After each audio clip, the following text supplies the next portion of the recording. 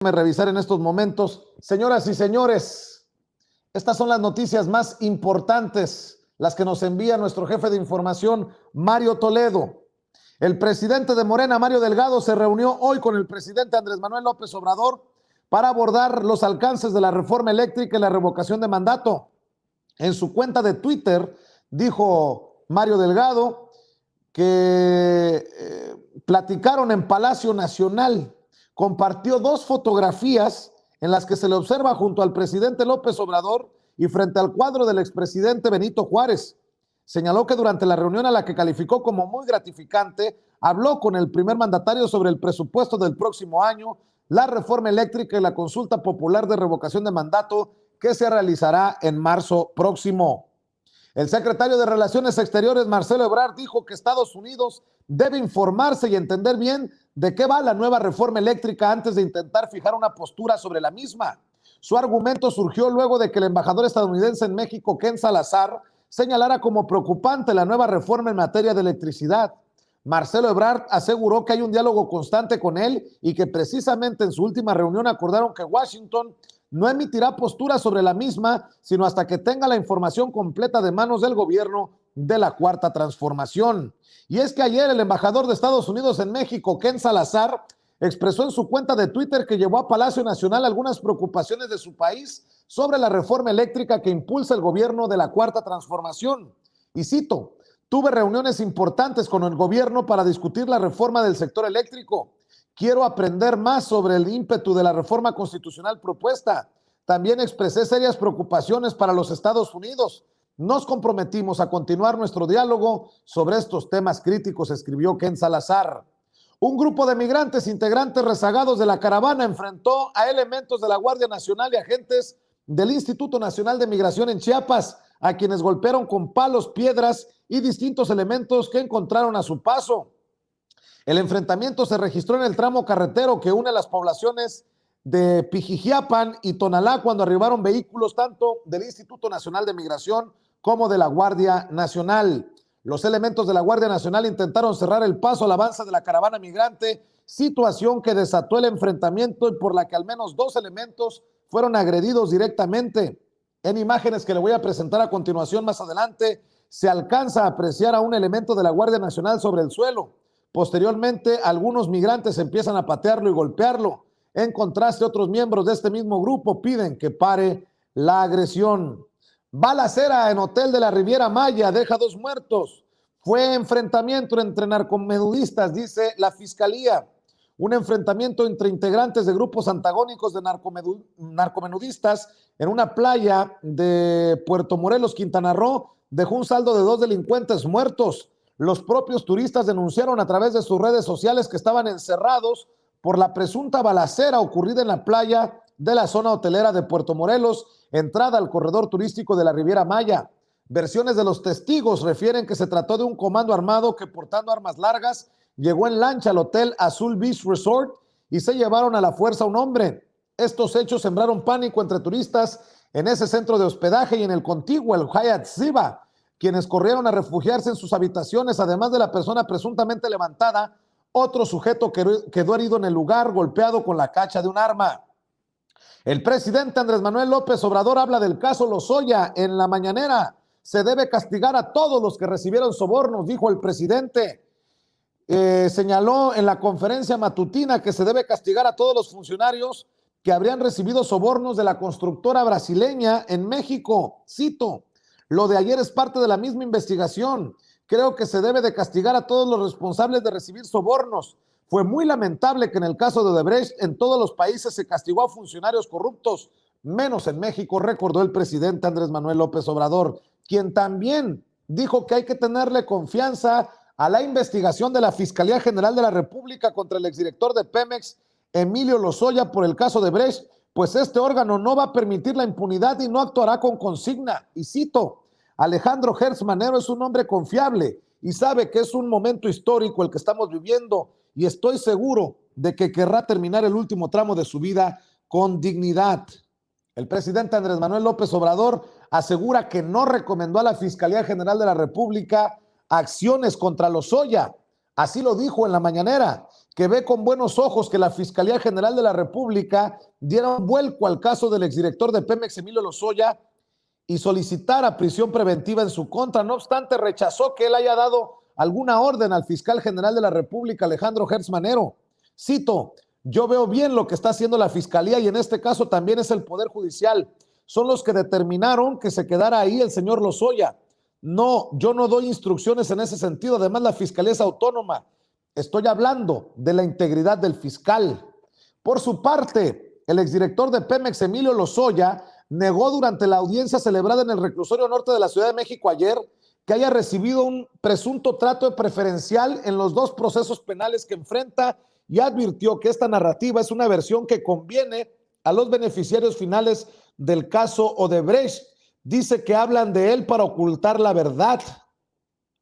Así buscan, pues, hablando de él, ocultar la verdad, dijo. Afirmó que no puede existir un trato preferencial cuando su madre estuvo interna en 5 prisiones alemanas y su hermana enfrenta 2 órdenes de aprehensión acusadas del delito de lavado de dinero, cuando en realidad se trató de transferencias de dinero entre familiares. Agregó que en Pemex denunció una red en la que fungió como instrumento de un aparato criminal de poder y reiteró que es por esa razón que a mucha gente no le interesa que se conozca la verdad, ya que saldrían implicadas en esta trama. Afirmó que hasta los medios de comunicación recibían toneladas de dinero para no hablar de la verdad y que los verdaderos beneficiarios de estos recursos se mantienen en libertad. Acompañado de su madre, Hilda Margarita Austin Solís, quien también está imputada en la causa penal del caso de Brecht, dijo que se mantiene firme su voluntad de seguir cooperando con la Fiscalía General de la República con el fin de que se llegue a la verdad y se haga justicia. Cito: la verdad implicaría muchos y tocaría muchos intereses.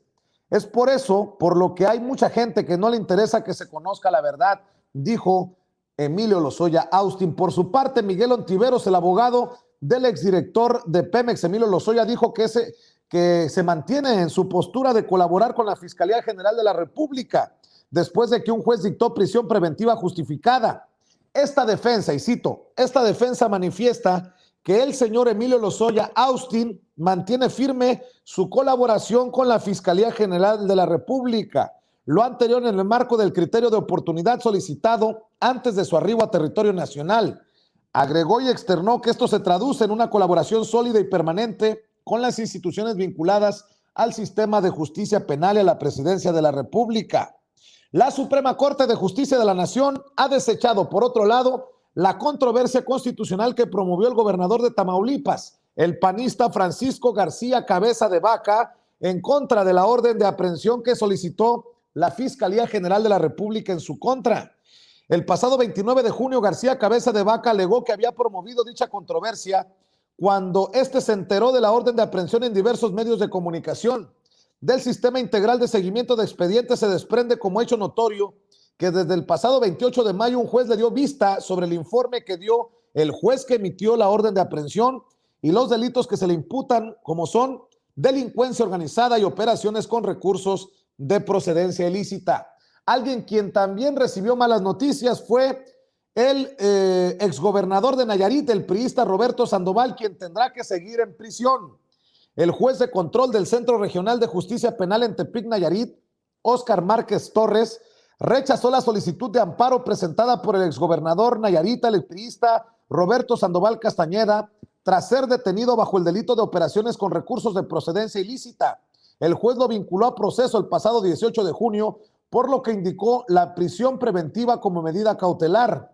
La defensa de Sandoval ha dicho que su derecho a la libertad fue coartado al ser vinculado a proceso antes de tiempo, por lo que no se le debió de instaurar la medida cautelar desde el inicio. Sin embargo, la respuesta del juez fue negativa, ya que no existe garantía de que compareciera a audiencias futuras si es que fuera puesto en libertad. Como se lo informamos nosotros primero aquí en Sin Censura, un incendio se registró en el mercado de Sonora, en la alcaldía Venustiano Carranza, en la Ciudad de México, y en el que no se han reportado heridos o víctimas mortales. El incendio se registró por la explosión de un tanque de gas justo en la zona de puestos de venta de cerámica, por lo que de inmediato fueron desplegados los equipos de emergencia. Además, la brigada animal y rescatistas se encuentran resguardando a los animales que se encuentran en los locales cercanos. La jefa de gobierno de la Ciudad de México, la morenista Claudia Sheinbaum, informó que la movilización del heroico cuerpo de bomberos permitió contener el incendio y evitar mayores daños en el mercado. Los bomberos de la Ciudad de México informaron que el incendio está controlado en un 100% y se realizan las labores para el enfriamiento de la zona afectada. Un grupo de 40 congresistas estadounidenses dijeron estar gravemente consternados por lo que llamaron un esfuerzo en escalada del gobierno de la 4T para excluir a empresas privadas del sector energético. Y cito, el propio presidente Andrés Manuel López Obrador ha reconocido el objetivo explícito de brindar a las empresas nacionales de energía de México, Pemex y la Comisión Federal de Electricidad, contrato preferencial en directa contradicción con el TEMEC que su propia administración negoció y firmó, señalan los congresistas. El gobierno de López Obrador y Morena han defendido la regulación y esfuerzos legislativos que han sido declarados anticompetitivos y dañinos para el medio ambiente en tribunales mexicanos. Agregaron, cito, estas acciones son perjudiciales para la inversión y los trabajadores de Estados Unidos y afectan los compromisos de sostenibilidad, según los congresistas. En sesión ordinaria, la CRE negó 5 permisos para generar energía eléctrica. Y vuelvo a citar, en las últimas semanas se han intensificado las acciones de ejecución discriminatorias y arbitrarias, así lo llaman los congresistas, a través de lo que aparenta ser un uso selectivo de la autoridad, han obstaculizado explícitamente y en algunos casos bloqueado por completo la participación del sector privado estadounidense en los mercados de combustibles de México. Urgieron a los secretarios de Comercio y Energía de Estados Unidos, así como al jefe de Departamento de Estado, Anthony Blinken, a que presionen más a las autoridades mexicanas para que paren actos discriminatorios contra empresas de su país y se rijan bajo los parámetros establecidos en el TEMEC. Posponen discusión de la reforma eléctrica de Andrés Manuel López Obrador hasta el 2022. Líderes parlamentarios y legisladores de Morena, el PT y el Partido Verde Ecologista de México estimaron que la propuesta de reforma eléctrica del presidente López Obrador se pospone para el 2022. Y cito, no nos apura, lo que nos apura es que se debata y los mexicanos sepan todos y que ustedes los medios de comunicación nos ayuden como siempre lo hacen de manera objetiva a que los mexicanos estén enterados de esto, comentó el coordinador parlamentario de Morena en la Cámara de Diputados, Ignacio Mier.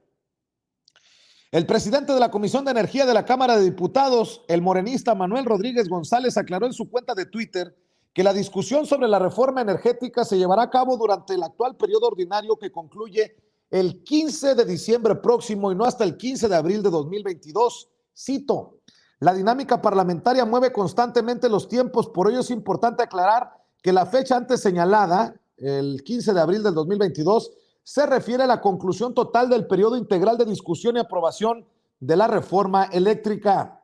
El presidente Andrés Manuel López Obrador dijo en la mañanera que el próximo 9 de noviembre acudirá al Consejo de Seguridad de la ONU para hablar de desigualdad, corrupción y de cómo evitar que la riqueza se siga acumulando en pocas manos. Indicó que planteará en la ONU la modalidad de gobernar con austeridad para evitar que se acumule la riqueza. Por cierto, el secretario de Gobernación ya envió el documento, el anuncio al Senado de que el presidente Andrés Manuel López Obrador se ausentará el 8 y el 9 de noviembre. El presidente López Obrador también dijo en la mañanera que obras emblemáticas como los nuevos Aeropuerto Internacional Felipe Ángeles y el de Tulum, así como el Tren Maya, formarán parte de una empresa manejada por la Secretaría de la Defensa Nacional para evitar su privatización. Señaló que es una decisión para blindar esos proyectos por si regresan los neoliberales al poder para privatizar y afirmó que los corruptos deberían regresar, pero lo que se robaron. Tomamos la decisión, y cito, tomamos la decisión de entregar estos bienes en custodia de la Secretaría de la Defensa Nacional, por ejemplo, el Tren Maya, el nuevo aeropuerto Felipe Ángeles, el aeropuerto de Palenque, el aeropuerto de Chetumal, el nuevo aeropuerto de Tulum, que van a formar parte de una empresa manejada por la Secretaría de la Defensa Nacional, porque si estos bienes se los dejamos a Fonatur o a la Secretaría de Comunicaciones, no aguantan ni la primera embestida, dijo. Manifestó que el corredor del Istmo de Tehuantepec será operado por la Secretaría de Marina y manifestó que se garantiza una buena administración y seguridad, además de que las obras están financiadas con recursos propios, no con crédito. El Departamento de Comercio de Estados Unidos colocó a la empresa israelí NSO Group, que desarrolló el software espía Pegasus, en su lista de entidades de ciberactividades maliciosas. La empresa vendió su programa intrusivo a decenas de gobiernos autoritarios en el mundo, incluyendo el de México, en los sexenios anteriores, por lo menos en los gobiernos del entonces panista Felipe Calderón y del priista Enrique Peña Nieto, que lo han utilizado para intervenir los celulares de periodistas, defensores de derechos humanos y opositores políticos.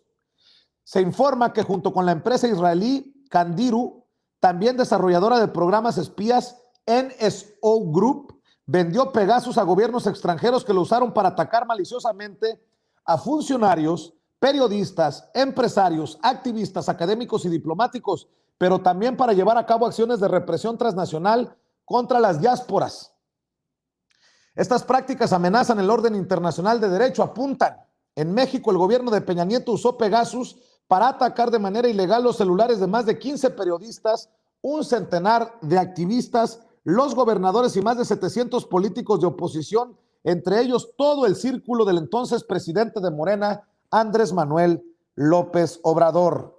El presidente de México, Andrés Manuel López Obrador, dijo también que para el próximo año los gobiernos de los estados recibirán alrededor de 100,000 millones de pesos más en su presupuesto y explicó que todos los años los 32 estados reciben un incremento en sus recursos, pero para 2022 será mayor. Comentó que el monto que reciben los estados desde la federación no está etiquetado, por lo que son los tres poderes de los estados los que deciden la distribución de los recursos. Sin embargo, les recomendó que implementen una política de austeridad y eviten gastos superfluos. Bueno, son las noticias que estamos siguiendo para ustedes. Recuerde que encuentra todas las noticias, todos nuestros videos, todos los comentarios, la desmenuzada de las noticias, nuestras mentadas de madre en nuestros canales de YouTube. De ahí espero que los comparta con familiares y amigos. Si me permite, déjeme rescatar